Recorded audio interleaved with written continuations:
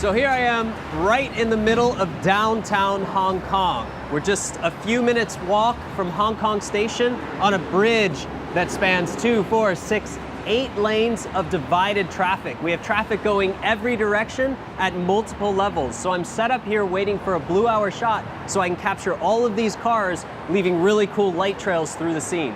Now in really busy cities like New York, Hong Kong, and Tokyo, there is so much traffic on the roads that you create these beautiful compositional leading lines by using long exposure photography to capture the trails as the cars move.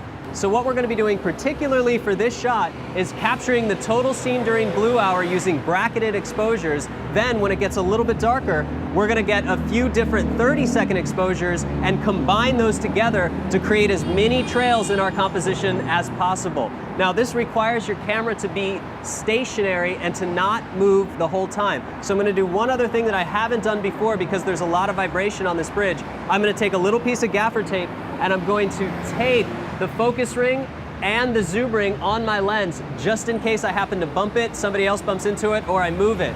The shot is only going to work if the camera stays absolutely still, so I can combine my bracketed exposures for the total scene as well as my multiple different exposures for the different light trails. Moving around this area a little bit earlier, I decided that this is not my favorite position. My favorite position is actually just to my right where another cameraman is set up. So admittedly, I actually got here a bit too late. I should have been here a little bit earlier than him, then I could have had the prime location. So right now, I'm a little left of center of the center row of traffic. What I would have liked to have done is be right in the center of the road so I could have all of the light trails evenly dispersed on the bottom of my image. Still, one click here to the right is not so bad. I still see all those car trails, but I'm kind of a perfectionist. So if I ever came back to this position, I'd make sure to get the one that I really wanted. And I'd make sure to get here early enough to beat all the other photographers and videographers to it. Most of the concentration we've done on the cityscape photography so far has been all about wide shots and getting the iconic skylines. But this time we're at street level and we're so close to these ultra tall buildings that we have to tilt the camera up really far. So a horizontal composition doesn't work. We're gonna be shooting in a vertical format, in portrait mode. So this is gonna be one of those rare occurrences where I'm not capturing a wide skyline and I'm starting to point the camera up in vertical format. If you look at the horizontal version of this compared to the vertical version, you'll see why. Right off the bat, looking at this image, you can see that I've had to tilt the camera so far up that I've lost the road. So I've lost that interest of all the car trails. I also get a lot of stuff on the left and the right of the image that I don't really need. I don't feel that it's the focus of the photo. So while it's pretty good, I still think that the vertical shot is the winner here. Something else to point out about this shot in particular, this whole time we've been worried about getting the lines of our buildings, our vertical lines, to be perfectly straight. When we point the camera up, we're working with distortion, and in this case, there's no way that we can get those vertical lines of these towers to be perfectly straight. So instead, we're gonna concentrate on using that distortion to our advantage to create something really unique here compositionally. Typically, with my style of photography, I don't shoot this style often. I like to have all of my lines completely parallel, completely vertical and perfect. But in this case, I think it's a really cool composition. So what I've done here is I've used the lines in the street as corner leading lines. So I have a feeling once it starts getting darker, these headlights are gonna create additional leading lines to the bottom corners of my image. In order for this shot to work correctly, I need to essentially focus on 2 different shots. Let's pretend that I was just trying to capture this at the perfect blue hour. In that case, I'd set my camera up just like it is, right on f8. I'd bracket 5 exposures at the right time at the perfect blue hour, and I'd call it a night. But what I also want to do is capture the light trails. And I'm going to tell you why I can't do that with a single shot or the single blue hour brackets. The reason is I have so many different veins of traffic, all moving at different speeds. By the time that this road is moving, for example, these cars are stopped. Then when these cars are moving, this road is clear because it's blocked at the light. So after I'm done capturing the perfect blue hour, I'm gonna wait till full dark and I'm gonna focus on capturing each road's perfect blend of as many light trails as possible. So right now I'm not sure how many that could be. That could be 2, maybe 4, or even 5 different 30-second exposures that I'm going to try to get all of the best light trails for each road. Then in Photoshop, I'm going to take the perfect blue hour, blend it together, fix the highlights. Then I'm going to bring those light trail images that I created into Photoshop, blend it all together in one seamless composite. Since we haven't done this before, just to make it perfectly clear, the only thing that's time sensitive is the blue hour shot.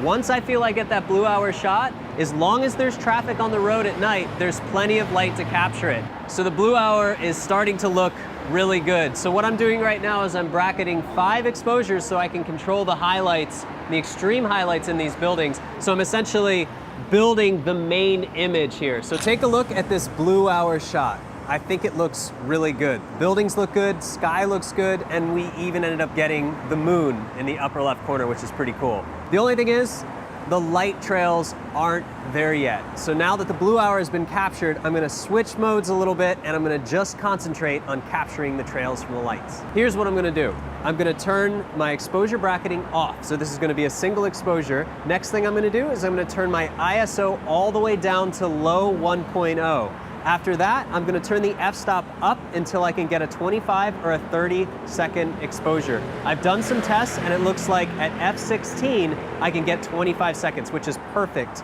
for light trails. So now it's basically just a waiting game. I'm gonna try to time it at the right moment when all lanes of traffic are moving. If I can capture all the lanes moving, that's the best case scenario. But honestly, I can concentrate on each vein of traffic, making that its own exposure, because in Photoshop later on, I can just combine them all together. Here's all the shots I've been taking trying to capture all of the light trails together. As you can see, some of them work, some of them have some of the cars moving when some of the lanes have stopped, and then right here at the end, you can see I've managed to get all of them together. This may seem a little complicated right now because I'm just explaining it and we're shooting through it. But once I take you into post-processing and I show you all the steps and all the different layers, you'll see just how simple it is to create this for yourself. Locations like this are really fun to photograph, but not only that, they can be great ways to show just how busy a city can be. So if you're gonna find these shots in major cities, look for big areas of intersections. A lot of the times in big cities like Hong Kong, Tokyo, and New York, there's gonna be flyover walkways where you can get above these intersections. Find the right lines of those roads leading and getting the light trails, and as long as there's an interest behind it, some nice tall buildings, you can have dozens of these shots in each city. So far, a trip to Hong Kong has been really difficult for those long distance epic skylines because we've been battling a lot of foggy conditions. The nice thing about shooting locations like this, it doesn't really matter how foggy it is because our greatest distance, the farthest thing away from the camera, isn't far enough to register that there's fog. So if the weather's perfect, go up to the top vantage point, get that infinite urban sprawl, but if the weather's not so good and there's a little bit of haze, do these street level things. You can always find something to shoot every night of the week. I think this looks pretty good. I think all the frames that I've captured are gonna work perfectly. So let's take it into Photoshop, put it all together, and make one great image.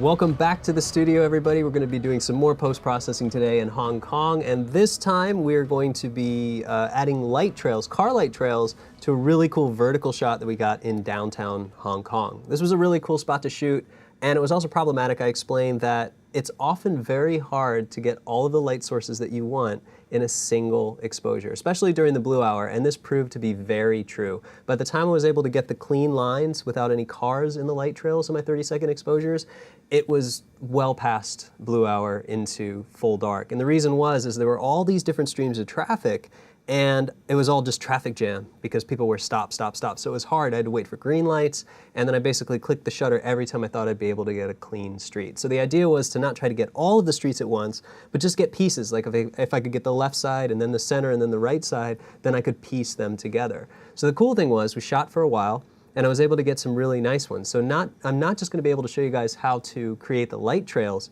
from different exposure. We can go over something that I call light stacking. That's where we can actually stack a few exposures of car trails together to make even more trails. So it makes much more for an intense effect. So let's take a look at what I have in Capture One.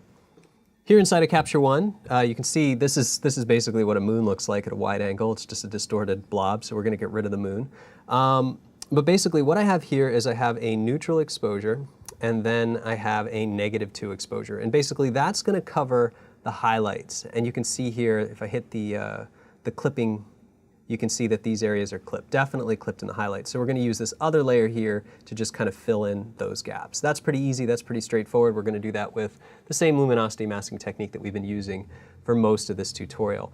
Where it gets more interesting is that we're then going to actually add in the car trails. So you can see this shot, peak of blue hour, it's my favorite color sky. You can see that I have some trails here, some here, and then cars around. And then as the night progresses, you're actually going to see the moon rise a little bit more.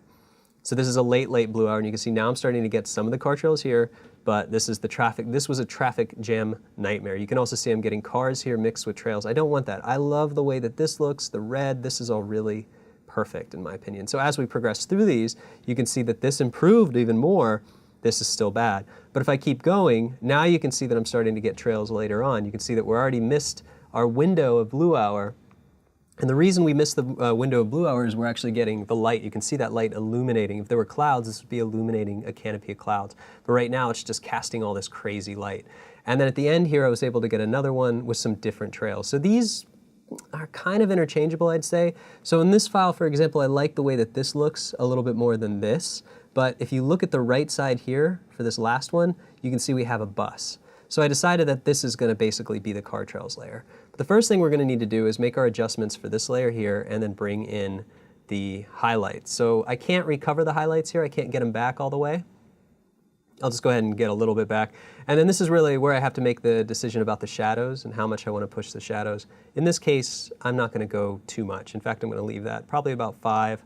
And I'm just going to try to recover some of the highlights, and that's just going to pull it back just a little bit. I'm going to right-click, Export, Variants.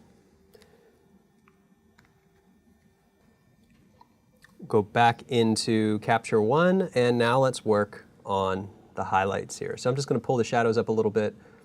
Let's keep this fairly neutral. We'll keep this here, and then keep this fairly neutral. That looks pretty good, and I'll export this.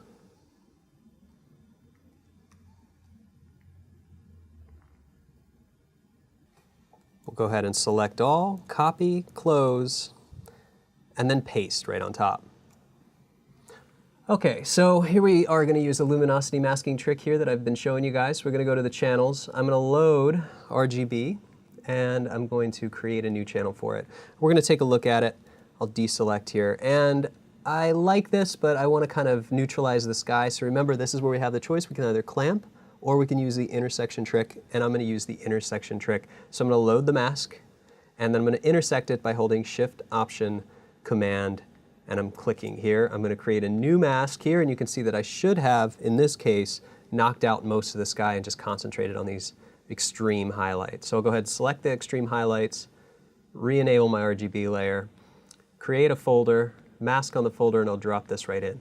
Now, I could leave it just from here to here, but you can see I'm having some problems. I don't like everything that it's doing, so what I'm going to do, as usual, I'm going to do this selectively by masking in a certain portion only. So we'll go ahead and zoom in here, and I'll select a brush tool, something at about 30%, and then here where I feel it's just too hot, what I'm going to actually do is just start brushing in the highlights. So I'm just going to fix these highlights. Now, not all these highlights have a problem. I really don't have too much of a problem with all this. In fact, most of the building here, this all looks pretty good. But here you can see that we're losing some of that detail. So I want to go ahead and get that detail back, get the detail back here. And I'm just doing this selectively because really the scene was 99% there, and this definitely needs to be brought back in. See, I don't like this. Here's a good example where that already looks good. I don't want to cover any of that up. Maybe just these areas that feel a little bit blown out. Everything else looks really good. Maybe this sign here. Maybe some of these down here. That looks pretty good. Go ahead and back that up, and that looks much better. Small difference, but it's going to be a big difference when it all gets put together. So here we have our adjusted raw, and our super highlights. And then inside here, we'll call this raw highlights. All right, so now let's go back into Capture One. So we've done the blending. This is the initial blending. Now it's time to start talking about our car trails. Well, I'm going to bring all of these in sequentially, basically, or individually, and we're going to stack them. But the first thing I want to do is pick the best one. We've already talked a little bit about this, so I'm going to go ahead and I'm going to color code all these for you guys. So when you're in here, you're going to know the ones that we're going to be using. So I'm going to make that one green. And this is the next one that I want to bring in. So I'm going to take a look at this, take a look at this, and I'm going to do any color tweaks so that I can actually look at the highlights here. I want it to be close. So here, this is a little bit brighter. So what I'm actually going to do with this scene is just bring the shadows up just a little tiny bit, just to compensate. So when I look at this one compared to this one, they're very close. So shadows are going to be very close. And I'll go ahead and export this. We'll bring it into Photoshop. Select all. And I'm going to go ahead and paste this in here. And here's what I'm actually going to do, and you can see the difference between this and this. If you want a darker, more dramatic scene, you can use one of these dark blue hours or full night shots. So some people like to have the glow from the buildings. They think it makes it look a little bit more dramatic. I'm cool with having something that's super clean. Like I like a super clean sky as opposed to something that's going to have spotlights. I feel like that, I don't know, for me it's not really my style, but I'm not going to discourage you if it's something that you like as well. So feel free to use whichever one that you want. But in this case, what I'm going to do is just mask in the area that I want to use. And I'm going to do that with a gradient, a very easy gradient, which is going to start right about here and end about here.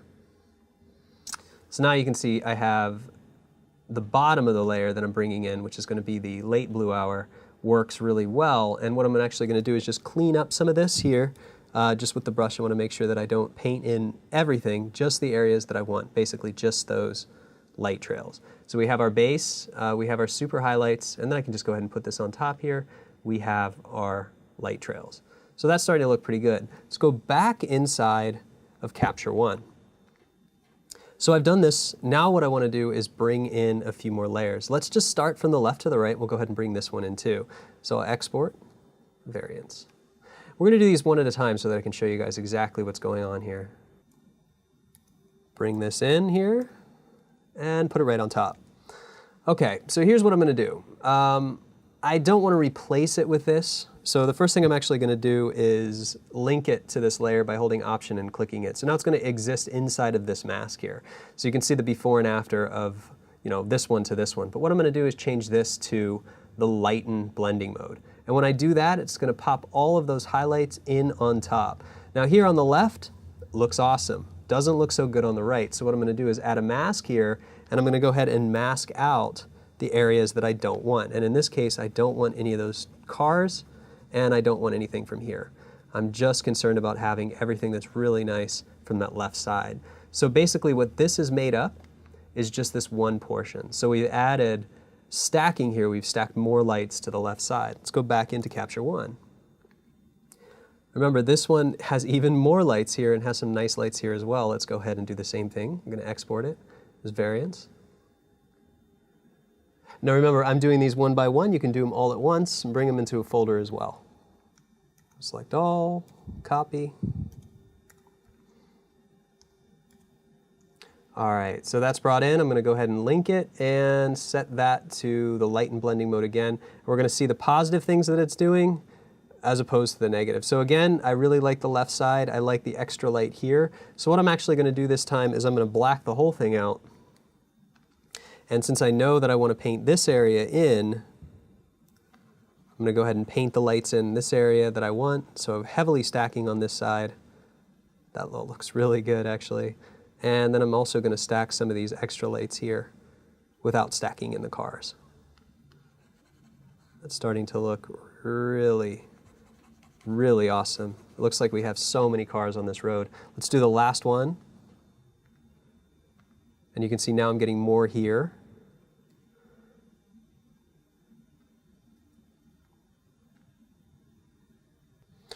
Let me bring this one in as well. Link it. Lighten. All right, and let's take a look. So this looks pretty good everywhere. I really like the way it looks on the bottom. I don't really like the way it looks over here, and I don't like the way it looks over here. So what I'm going to do in this case is use everything, but I don't want these cars in there. Don't want that bus. Don't want all that light, and I don't want any of this here.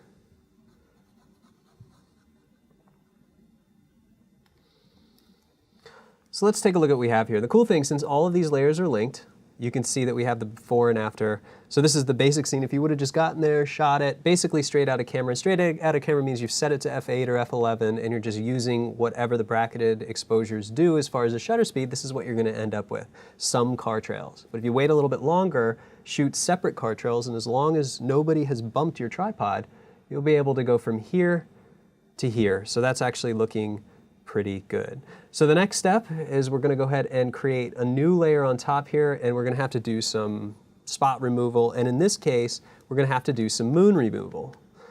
So basically the same way that we're going to do the spots in the sky, I'm also going to do the moon. And you can see just like that we can get rid of the moon. There are a few spots here, a little bit of sensor dust here and there. Overall not too much, but I want to make sure to get rid of as much of it as possible as usual, because that's going to make later compositing a little bit easier.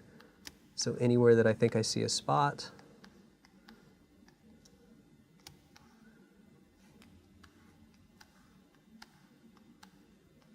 let's clean that up a little bit too. Sometimes it's hard to tell if something's just a weak, sort of wispy cloud, or something's actually a smudge on the lens or the sensor. Either way, it's good to get rid of it. So let's take a look at what we have so far. All right, so far that's looking pretty good. Since everything looks good, I'm going to go ahead and select everything here, and I'm going to do my usual here and call it blend, just to keep it organized from the start. Now here's where I want to do something a little bit different.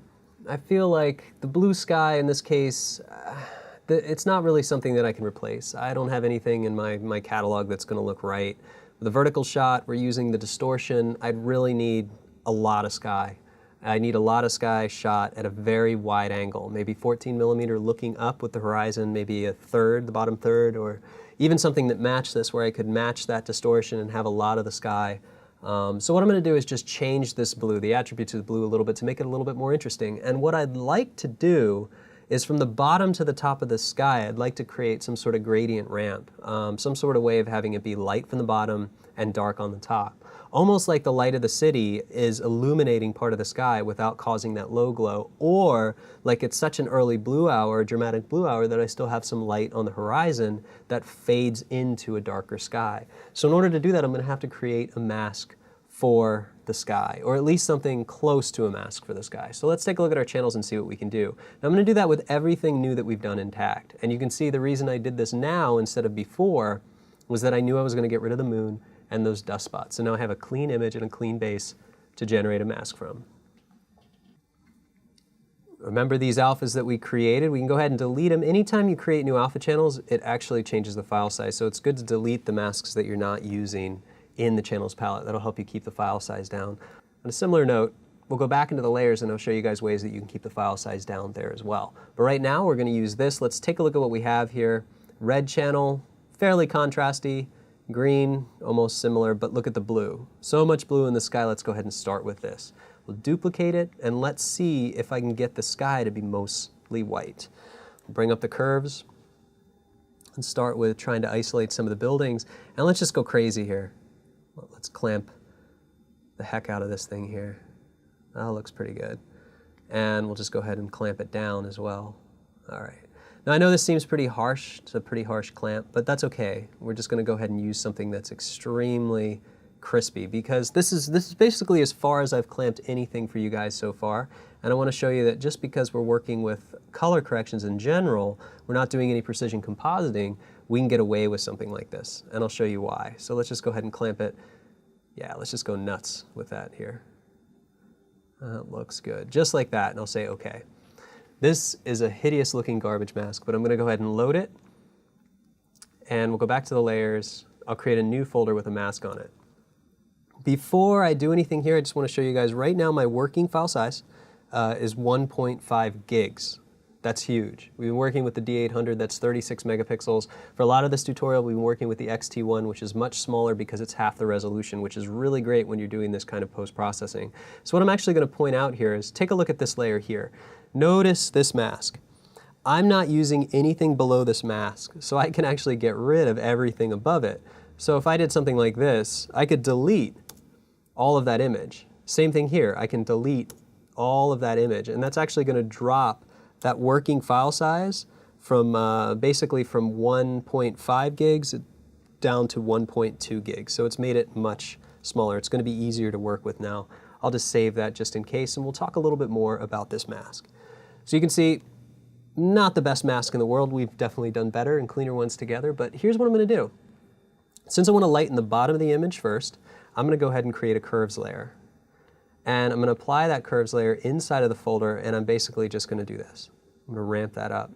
That looks pretty good so far. Notice that it's mostly affecting the sky. Well, that looks pretty good. So first thing that I'm going to do is draw a gradient on this. So from dark or black to white, I want it to look like it's illuminating just the bottom of the sky.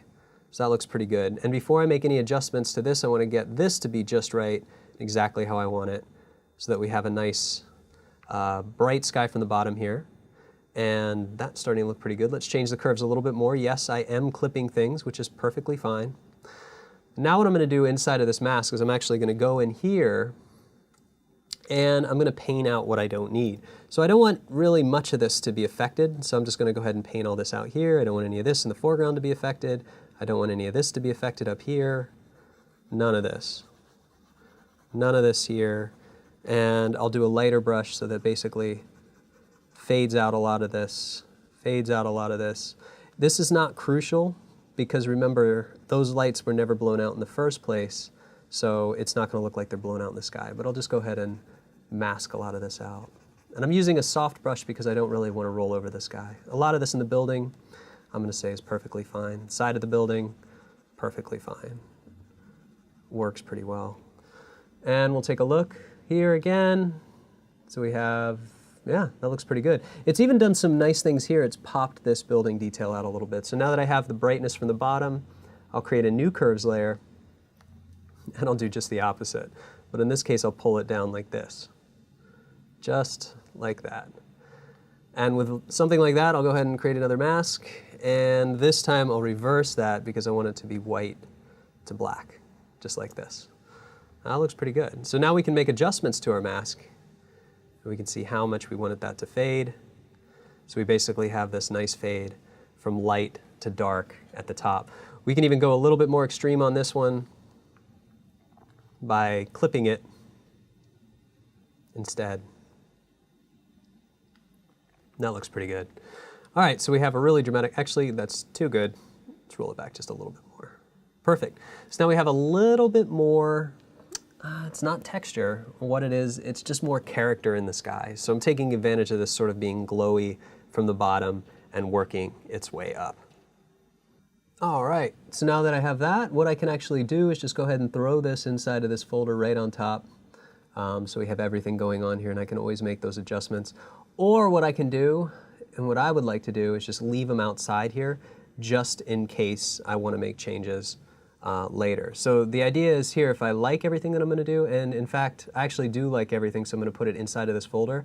But what I could do is I could keep adjusting and taking this into Color Effects Pro, or On1, or MacFun, and I could leave this color correction on top. But what I actually want to do is bake it into the layer, because this is what I want my new base to work like. So I'm just going to go ahead and put that inside of Blend, so we have everything inside of here.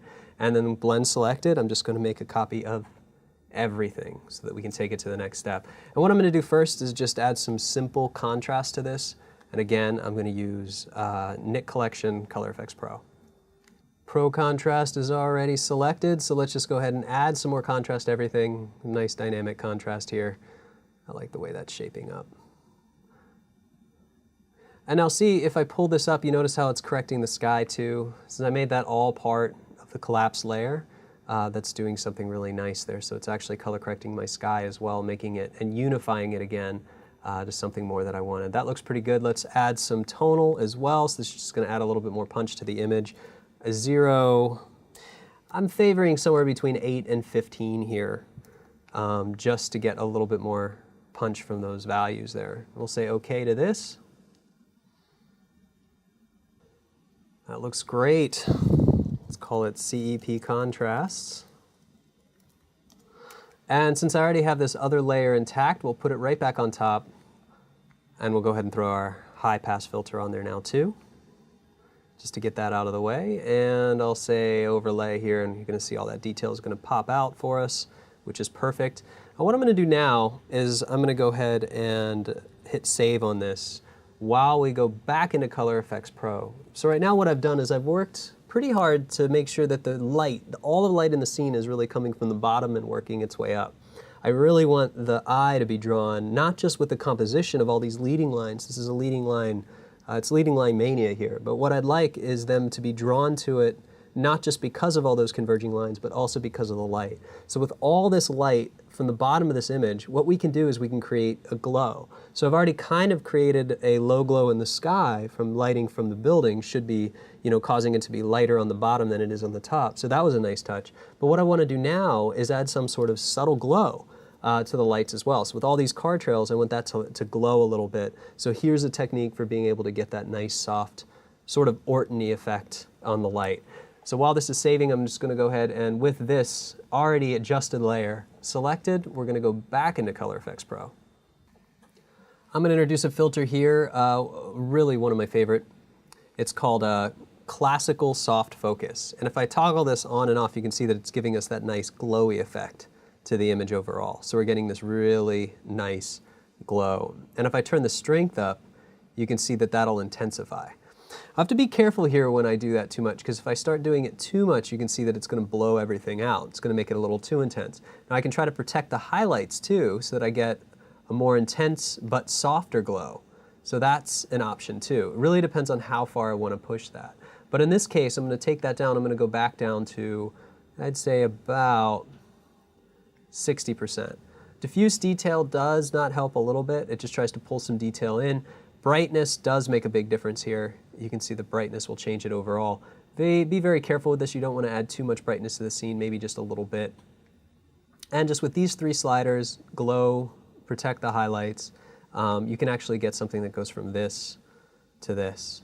So we're going to go ahead and go with that. Hey, we'll just crank it up just a little bit more and say OK. Cool. So this is pretty intense. You guys see that's a lot of glow. I don't really want that much glow, but it does create a completely more, I'd say, dreamy look to your cityscapes. I like my cityscapes to look very realistic and sharp and heavily detailed. So this kind of glow will definitely take some of that detail away. Cool thing is if you leave the high pass filter on top of it, it helps to chisel out some of that detail a little bit more. But what I'm going to do here with this classical soft focus, like I said, I want to lead the eye up with glow and light. So what I'm going to do is go ahead and put a gradient on this. And I'm just going to fade it from about here to here. And now you can see I get a glowy bottom layer. And that looks pretty cool. It's made more intense light, like this whole thing's glowing. And what I'm also going to do is just kind of show my quick mask. And I'm going to brush out some of the areas that I don't want this glow to happen, which is basically this area, this part of the building. Take it down a little bit here. It's always good to start with a gradient. Well, maybe nothing here as well. Just like that. So we go from this to this. That looks pretty good. What is kind of nice too, if you zoom in, notice that that glow has created more light around these objects. So with this much light surging around sort of this median of grass, you can see that that glow has actually helped to intensify all of that light. And it basically adds just this great dreamy effect to all those lights in the city and just makes it a little bit better than it was before. The cool thing too is we also have the high pass. And you can see with the high pass filter is really chiseling out these details. And you can see that right on top here. We're getting all of those nice edges back. And this is really good. This is why high-pass filters work great in the city. We have so much detail back there that just pops out, especially in these areas here, like those spikes there. You can see that it's really popping out those details and giving it more of a three-dimensional look. But basically, this scene has just been a lot of fun. So we could have just gone there, shot one long exposure and hoped for the best. But in this case, we plan to be there for a good series of time, all the way from early blue hour, all the way through the beginning of nighttime, basically, to be able to capture all these light trails and get them all together and then create this glowy effect. So let's just take a look at how we started and what we ended up with. So you can see our original adjusted raw here. It's already a really cool scene, to be honest. It has some really cool character, just an awesome composition. You can see all these tall buildings. We're using distortion to our advantage, but we've been able to go from here to here. And you can see now it has much more character and really feels like it belongs in the portfolio. All right, guys, that wraps it up for this lesson. I hope this makes capturing light trails and stacking light trails much more easy next time you're out in the field.